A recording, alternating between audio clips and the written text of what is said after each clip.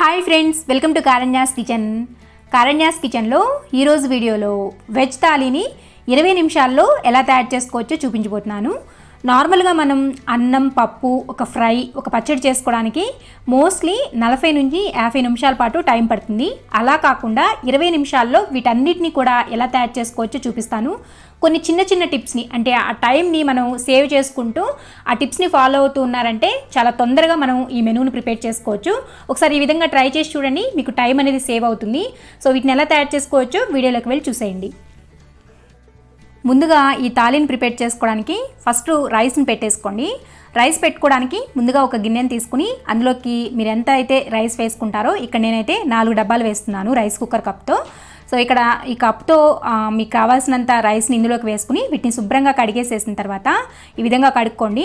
ఇలా కడుక్కున్న తర్వాత మీరు విడిగా వండుకునేటట్లయితే ఓకే, కానీ టైం సేవ్ అవ్వాలి అని అంటే రైస్ కుక్కర్లో పెట్టేశారంటే 2 బర్నర్స్ ఉన్న వాళ్ళకి ఈజీగా ఉంటుంది. 4 బర్నర్స్ ఉన్న వాళ్ళైతే ఒక స్టవ్ మీద పెట్టేసుకుని ఉడికించుకోవచ్చు. కానీ 2 బర్నర్స్ ఉన్న వాళ్ళంటే ఆ టైంని సేవ్ చేసుకోవడానికి ఇలా రైస్ కుక్కర్లో పెట్టేసుకోండి. ఫస్ట్ అన్నం పెట్టేసుకున్నారంటే ఆ రైస్ అనేది ఒక పక్కన ఉడుకుతూ ఉంటుంది, తర్వాత మిగిలిన పనులు అనేవి చేసుకోవచ్చు అనమాట. ఇలా రైస్ కుక్కర్లోకి వేసుకున్న తర్వాత దీనికి సరిపడినన్ని నీళ్ళని పోసుకోండి. ఇక్కడ నేను మీకు ఒక చిన్న టిప్ చెప్తాను. ఏంటంటే మనం రైస్ కుక్కర్లో ఈ బియ్యం వేసుకుంటాం కదా, వేసుకున్న తర్వాత నార్మల్గా మనం మెజర్ చేసుకున్న, అంటే బియ్యం మెజర్ చేసుకున్న కప్తోనే మనం మెజర్ చేసుకుంటూ ఉంటాం కదా నీళ్ళని. అలా కాకుండా, అంటే ఒకటికి డబుల్ క్వాంటిటీ వేసుకుంటూ ఉంటాం కదా, అలా కాకుండా నేను మీకు ఇక్కడ ఒక చిన్న టిప్ చెప్తాను. 4 కప్పులు వేసుకున్నారనుకోండి బియ్యము, 4 కప్పులకి 6 అని ఒక అంకి ఉంటుంది కదా, అక్కడ దానిపైన ఉన్న గీత దాకా పోసుకున్నారంటే సరిపోతుంది. అంటే కొత్త బియ్యం అయిన వాళ్ళు అయితే కరెక్ట్గా 6 పోసుకోండి. అదే పాత బియ్యం అయిన వాళ్ళు అయితే 6 పైన ఉన్న ఒక గీత ఉంటుందన్నమాట, ఆ గీత వరకే పోసుకోండి. లేదు అని అంటే ఇలా చేయి పెట్టుకుని వేలు పెట్టుకుని చూసుకున్నారంటే మీకు ఈ 2వ గీత వరకే వచ్చిందంటే కరెక్ట్గా సరిపోతుంది. అలా కూడా చూసుకోవచ్చు. ఇప్పుడు మనకి రైస్ కుక్కర్లో అన్నం అయితే పెట్టేసుకున్నాము. స్విచ్ ఆన్ చేసేసుకుని ఈ రైస్ కుక్కర్కి మనకు అన్నం అనేది ఉడుకుతూ ఉంటుంది. రైస్ కుక్కర్లో అన్నం పెట్టుకున్న తర్వాత ఇప్పుడు పప్పుని ప్రిపేర్ చేసుకోవడానికి ఒక కుక్కర్ని తీసుకుని అందులోకి మీరు ఎంతైతే కందిపప్పు వేసుకోవాలనుకుంటారో అంత వేసుకోండి. ఇక్కడ నేను రైస్ కుక్కర్ కప్తో 1 కప్పు మాత్రమే వేశాను. తర్వాత ఇందులోకి నీళ్ళని పోసుకుని శుభ్రంగా ఈ కందిపప్పుని ఒక 2-3 సార్లు నీళ్ళతో కడుక్కోండి. ఇలా కందిపప్పుని 2-3 సార్లు నీళ్ళతో కడుక్కున్న తర్వాత రైస్ కుక్కర్ కప్తో 3 కప్పులు నీళ్ళు పోసుకోండి. అదే గ్లాస్తో అయితే 1.5 గ్లాస్ వరకు పోసుకోండి. అది మీరు కొద్దిగా ఎక్కువ క్వాంటిటీ చేసుకున్నట్లయితే దానికి తగ్గట్లుగా నీళ్ళని పోసుకోండి. సో ఇలా కుక్కర్లోకి నీళ్ళని పోసుకున్న తర్వాత ఈ కుక్కర్ని పక్కన పెట్టేసుకుని ఇప్పుడు ఇందులోకి వేసుకోవాల్సిన వెజిటబుల్స్ని కట్ చేసుకోండి. ఇక్కడ నేనైతే టమాటో పప్పు చేద్దాం అనుకుంటున్నాను కాబట్టి 3 టమాటోలు, 2 పచ్చిమిర్చి, 1 ఉల్లిపాయ అండ్ దీంట్లోనే ఆలు కానీ వేసుకున్నారంటే మీకు ఆలు ఫ్రైకి ఆలు కూడా దీంతో పాటే ఉడికిపోతుంది. ఇది ఒక టైం సేవింగ్ అనమాట. అంటే వేరే కుక్కర్ కానీ లేదంటే వేరే పాత్ర కానీ సైడ్గా పెట్టుకోకుండా 2 కూడా ఒకేసారి ఉడికిపోతాయి. అందుకోసం ఫస్ట్ ఆలుని ఈ విధంగా నీట్గా తోలంతా కూడా తీసేసుకోండి. ఆ తోలుతో వేసుకున్నామంటే దాని మీద మట్టి అదంతా ఉంటుంది కదా, అలా కాకుండా ఫస్ట్ ఈ తోలంతా కూడా తీసేసుకుని వీటిని పీసెస్ లాగా కట్ చేసుకుని ఒక గిన్నెలోకి వేసుకోండి. తర్వాత కందిపప్పును పెట్టుకున్న కుక్కర్ని తీసుకుని ఉల్లిపాయ ఇక్కడ నేను మొత్తం వేయట్లేదనమాట, సగం మాత్రమే వేస్తున్నాను. సగం పక్కన పెట్టేస్తున్నాను, ఎందుకంటే పప్పు అనేది చాలా తక్కువ క్వాంటిటీలో చేస్తున్నాను కాబట్టి సగం వేసేసి సగం తీసేస్తున్నాను. సో ఫస్ట్ ఈ ఉల్లిపాయని ఈ విధంగా సన్నగా బారుగా వేసుకోండి. మరీ సన్నగా రావాలి అని ఏం లేదు, రఫ్గా కట్ చేసుకుంటే సరిపోతుంది. ఒకవేళ మీకు ఇలా డైరెక్ట్గా కట్ చేయడం రావట్లేదు అంటే చాపింగ్ బోర్డ్ మీద పెట్టుకుని కట్ చేసుకోండి, లేదంటే చెయ్యి తెగుతుందనమాట. కొన్ని చాకులు షార్ప్గా ఉంటాయి కదా, కాబట్టి చూసుకుని కట్ చేసుకోండి.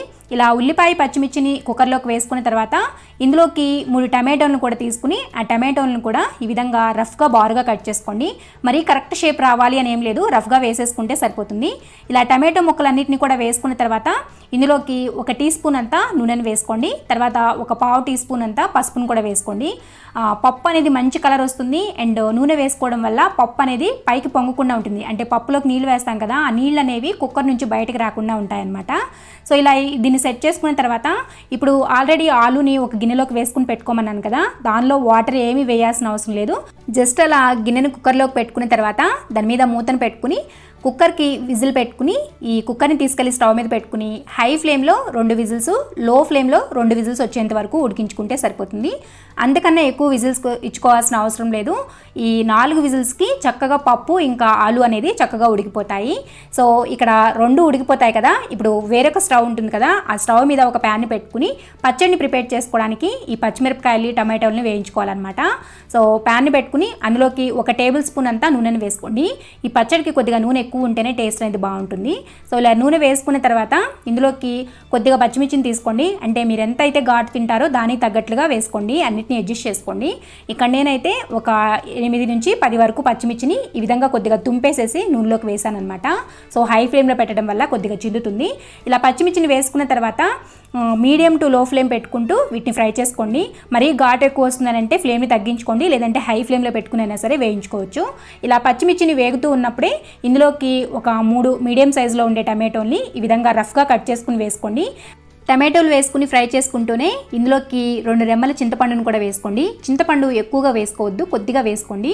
వేసుకుని ఫ్లేమ్ని హైలో పెట్టుకోండి. మరీ ఘాటు ఎక్కువ వస్తుందంటే కొంచెం తగ్గించి వేయించుకోండి. సో ఇవి కొద్దిగా మెత్తపడేంత వరకు కూడా ఫ్రై చేసుకోవాలన్నమాట. ఒక పక్కన మనకి పచ్చడికి ఇవి రెడీ అవుతూ ఉంటాయి, అండ్ ఒక పక్కన కుక్కర్ అనేది విజిల్ వస్తూ ఉంటుందన్నమాట. సో ఈ పక్కన పచ్చడి రెడీ అవుతుంది, అటు కుక్కర్ పప్పు ఉడికిపోతుంది, అండ్ ఆలు కూడా ఉడికిపోతున్నాయి, అండ్ ఒక పక్కన అన్నం కూడా ఉడికిపోతూ ఉంటుంది. ఇవన్నీ కూడా ఒకేసారి జరుగుతూ ఉంటాయి, అండ్ అన్నీ కూడా ఒకేసారి రెడీ కూడా అవుతాయి అనమాట. చాలా సింపుల్. కొన్ని చిన్న చిన్న టిప్స్ని అలా ఫాలో అవుతూ ఉన్నారంటే మీకు టైం అనేది సేవ్ అవుతూ ఉంటుందన్నమాట. ఇక నేను మీకు పచ్చిమిర్చి వేగిన తర్వాత చూపిస్తున్నాను చూడండి. ఈ విధంగా వేయించుకోవాలన్నమాట. అండ్ టమాటోలు మగ్గేటప్పుడు కూడా కొద్దిగా గెరిట్తో అలా స్మాష్ చేస్తూ ఉన్నారంటే తొందరగా మగ్గిపోతాయి. సో ఇలా మొత్తం కూడా మగ్గించుకున్న తర్వాత స్టవ్ ఆఫ్ చేసి వీటిని కొద్దిగా చల్లారనివ్వండి. మరీ ఎక్కువసేపు చల్లారి పెట్టుకోవడానికి మనకు అంత టైం లేదు కదా. జస్ట్ అవి కొద్దిగా మైల్డ్గా చల్లారిన తర్వాత ఇప్పుడు వీటిని ఒక మిక్సీ జార్లోకి వేసుకోండి. మనకి ఇక్కడ కుక్కర్ అనేవి విజిల్స్ వస్తూ ఉన్నాయి, చూసారు కదా. ఈ కుక్కర్ విజిల్స్ వస్తాయన్నమాట. కుక్కర్ విజిల్స్ వచ్చిన తర్వాత స్టవ్ ఆఫ్ చేసేసుకుని ఆ పప్పుని పక్కన పెట్టుకోండి. సో ఇక్కడ మనకి పచ్చడిని ప్రిపేర్ చేసుకుందాం. ఈలోగా విజిల్ పోతూ ఉంటుంది. పచ్చడిని ప్రిపేర్ చేసుకోవడానికి మిక్సీ జార్ని తీసుకుని అందులోకి ఈ ఫ్రై చేసుకున్న ఈ టమాటో ఇవన్నీ ఉన్నాయి కదా, వాటన్నిటిని కూడా వేసుకోండి. ఇలా అన్నీ వేసుకున్న తర్వాత ఇందులోకి మీ రుచికి తగినంత ఉప్పుని వేసుకోండి. ఇక్కడ నేను 1 టీ స్పూన్ అంతా ఉప్పుని వేసాను. ఉప్పు వేసుకున్న తర్వాత ఇందులోకి ఒక 1/2 టీ స్పూన్ లేదా 1 టీ స్పూన్ అంతా జీలకర్రను కూడా వేసుకోండి. తర్వాత ఒక 2 లేదా 3 వెల్లుల్లి రెమ్మల్ని వేసుకుని దీన్ని కచ్చా పచ్చగా గ్రైండ్ చేసుకోండి. మెత్తగా పేస్ట్ లాగా గ్రైండ్ చేసుకోవద్దు. జస్ట్ అలా పల్స్ ఇచ్చుకుంటూ గ్రైండ్ చేసుకున్నారంటే కచ్చా పచ్చగా గ్రైండ్ అవుతుంది. ఇక నేను మీకు పచ్చడి గ్రైండ్ అయిన తర్వాత చూపిస్తున్నాను చూడండి. ఈ విధంగా గ్రైండ్ చేసుకోండి. ఇలా గ్రైండ్ చేసుకున్న దాన్ని ఒక గిన్నెలోకి తీసుకోండి. మనకి ఇప్పుడు పచ్చడి అనేది రెడీ అయిపోయింది. మీరు కావాలంటే దీనికి పోపును కూడా పెట్టుకోవచ్చు. పోపును పెట్టుకోవడానికి మనం ఎలాగూ పప్పుకి దానికి తాలింపు వేస్తాం కదా, ఆ తాలింపులో నుంచి 1 టీ స్పూన్ అంత పోపు అనేది ఇందులోకి వేసుకున్నారంటే సరిపోతుంది. సపరేట్గా వేసుకోవాల్సిన అవసరం ఏం లేదు. ఇక్కడ నేనైతే దీనిలో ఎటువంటి తాలింపు వేయటం లేదు. సో మనకి పచ్చడి రెడీ అయిపోయింది కదా.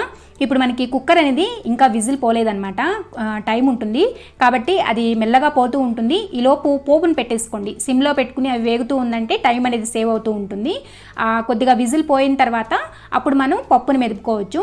సో ఫస్ట్ అయితే స్టవ్ మీద ఒక కడాయిని పెట్టేసుకుని అందులోకి ఆలు ఫ్రైకి అండ్ పప్పుకి రెండిటికి కలిపి ఒకేసారి తాలింపు పెట్టుకోండి. అందుకే ఇక్కడ నేను కొద్దిగా నూనె ఎక్కువ వేస్తున్నాను. అంటే పప్పుకిను ఆలు ఫ్రైకి రెండిటికి కావాలి కదా, ఒక 3 నుంచి 4 టేబుల్ స్పూన్ వరకు వేసాను.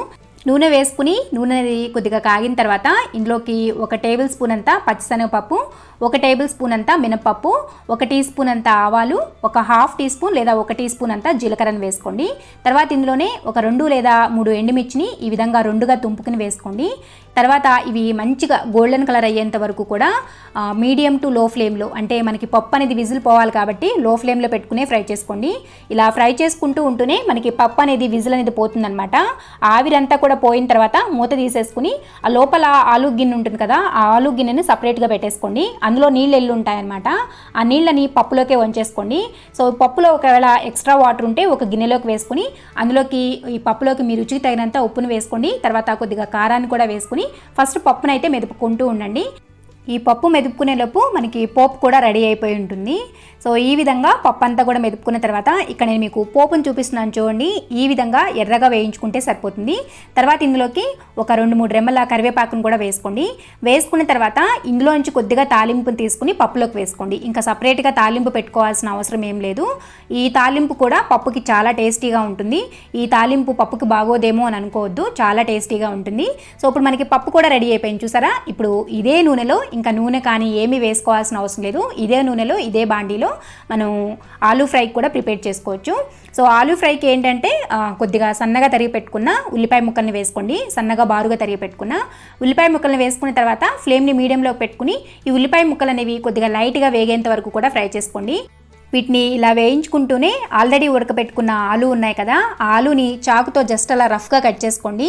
మరి మనకి ముక్కలు అనేవి మెత్తగా చేసుకోవద్దు పేస్ట్ లాగా. వీటిని చాకుతో ఇలా కొద్దిగా రఫ్గా అలా కట్ చేసుకుంటూ ఉన్నారంటే చిన్న చిన్న ముక్కలు అయిపోతాయి అనమాట. మరీ మెత్తగా చేసుకున్నారంటే పేస్ట్ లాగా అయిపోతుంది. కొద్దిగా ముక్కలు అనేవి తగులుతూ ఉంటేనే టేస్ట్ అనేది బాగుంటుంది.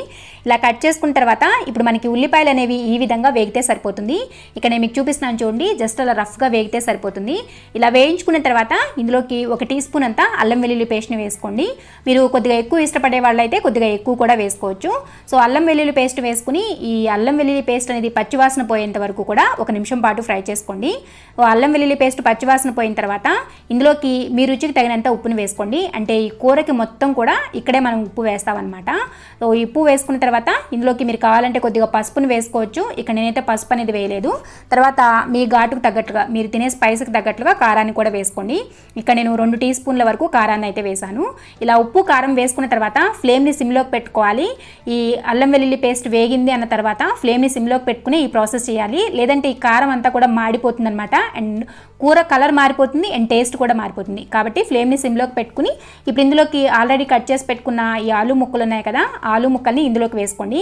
మీరు అలా సైడ్గా కట్ చేయకపోయినా కానీ ఆ ముక్కల్ని ఇందులోకి వేసిన తర్వాత గెరెట్తో ఇలా అంటూ ఉన్నారంటే ఈజీగా అవి చక్కగా మనకి పీసెస్ అయిపోతాయి అనమాట. సపరేట్గా పీసెస్ చేసుకోవాల్సిన అవసరం కూడా ఉండదు. తర్వాత జస్ట్ 1 నిమిషం పాటు అలా ఉడికించుకోండి. పెద్దగా ఉడికించుకోవాల్సిన అవసరం లేదు. చక్కగా అవన్నీ కూడా ఆలు పీసెస్కి చక్కగా పడతాయి. 1 నిమిషం పాటు ఉడికించుకున్న తర్వాత మీకు నచ్చితే ఇందులోకి 1/4 టీ స్పూన్ అంతా గరం మసాలాను వేసుకోండి. ఎక్కువగా వేసుకోవద్దు, ఘాట్ ఎక్కువ అయిపోతుంది అనమాట. మీరు కావాలంటే దీని మీద కొద్దిగా సన్నగా తరిగి పెట్టుకున్న కొత్తిమీరని కూడా వేసుకున్నారంటే టేస్ట్ నెక్స్ట్ లెవెల్లో ఉంటుంది. ఒకసారి ఈ విధంగా ఆలూ ఫ్రైని ట్రై చేసి చూడండి, మీ అందరికీ కూడా తప్పకుండా నచ్చుతుంది. సో అంతే, చాలా సింపుల్, అన్నీ కూడా నిమిషాల్లో రెడీ అయిపోతాయి. గంటల టైం అస్సలు తీసుకోదు. నేను ఎప్పుడు కూడా ఇలాగే చేస్తాను.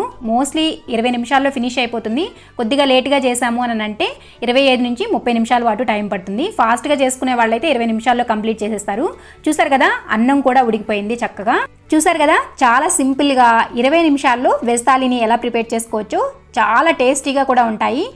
అంటే తక్కువ టైంలో చేసాం కదా అంటే టేస్ట్లో కాంప్రమైజ్ అవ్వాలి అని అనుకోవద్దు. టేస్ట్ మాత్రం నెక్స్ట్ లెవెల్లో ఉంటుంది. అన్నం రెడీ అయిపోయింది, పప్పు రెడీ అయిపోయింది, ఫ్రై రెడీ అయింది, పచ్చడి రెడీ అయింది. చూసారా, ఇంకేం కావాలి చెప్పండి. అన్నీ చక్కగా పళ్ళెంలో పెట్టుకుని హాయిగా ఫుడ్ని ఎంజాయ్ చేసేయండి. చాలా సింపుల్, పెద్దగా కష్టపడాల్సిన అవసరం లేదు. వర్కింగ్ ఉమెన్స్కి కూడా ఈ టిప్స్ అనేవి చాలా ఉపయోగపడతాయి. మీ ఇంట్లో ఒకసారి ట్రై చేయండి. ట్రై చేసిన తర్వాత మీకు ఎంత టైం పట్టింది అనేది కూడా కింద కామెంట్ సెక్షన్లో కామెంట్ చేసి చెప్పండి. ఎందుకంటే నాకైతే 15 నుంచి 20 మినిట్స్ మాత్రమే టైం పడుతుంది. అంతకన్నా ఎక్కువ టైం అనేది పట్టదనమాట. ఒకసారి మీకు కూడా మీరు ట్రై చేసిన తర్వాత మీకు ఎంత టైం పట్టింది అనేది కింద కామెంట్ సెక్షన్లో కామెంట్ చేసి చెప్పండి. మీకు ఈ వీడియో కన్నా నచ్చినట్లయితే వీడియోని లైక్ చేయండి. ఈ వీడియోని మీ ఫ్రెండ్స్కి, రిలేటివ్స్కి షేర్ చేయండి. మరిన్ని ఎమ్మీ అండ్ టేస్టీ రెసిపీస్ కోసం కారణ్యాస్ కిచెన్ని సబ్స్క్రైబ్ చేసుకోండి. అండ్ పక్కనే ఉన్న గంట సింబల్ని కూడా నొక్కండి. Thanks for watching.